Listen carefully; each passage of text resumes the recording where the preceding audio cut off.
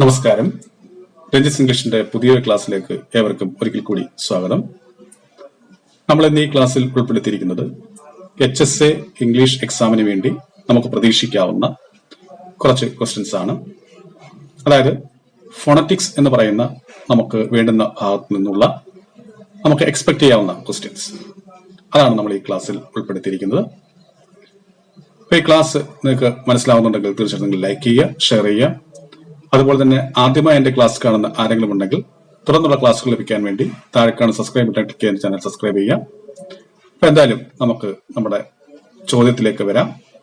നോക്കുക. First question, consonant sequence that occurs in the middle of words are called dash. എന്തായിരിക്കും answer? ഒന്ന് ഓർത്ത് നോക്കാൻ പറ്റുമോ? എന്തായിരിക്കും എന്റെ correct answer? Consonant sequence that occurs in the middle of words are called dash. എന്തായിരിക്കും? Abetting consonants ആയിരിക്കും. എന്തായിരിക്കും? Abetting consonants. Okay, a consonant sequence that occurs in the middle of words are called abetting consonants. Next question, dash is the change of one phoneme into another by the influence of a third.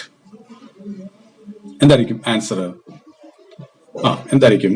Dash is the change of one phoneme into another by the influence of a third. എന്തായിരിക്കും? Assimilation എന്നാണ്. എന്താണ് assimilation? Okay. The assimilation is the change of one phoneme into another by the influence of a third. Next question, the gap between vocal folds is called dash. ഇത് നമുക്കറിയാവുന്ന answer തന്നെയാണ്.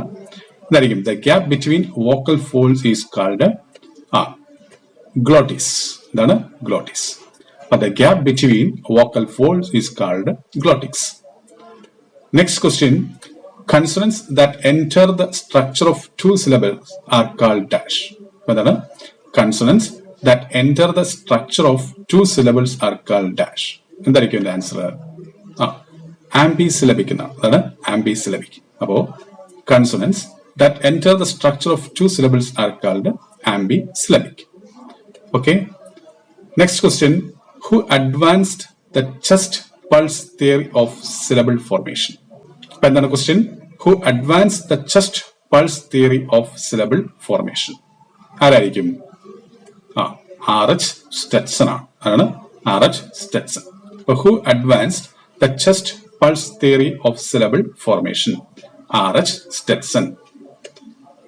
Next question, the omission of certain sounds in rapid speech is called dash. എന്താണ് ചോദ്യം? The omission of certain sounds in rapid speech is called dash. എന്തായിരിക്കും എന്റെ answer? elision എന്നായിരിക്കും. എന്താണ്? elision. Okay. The omission of certain sounds in rapid speech is called elision.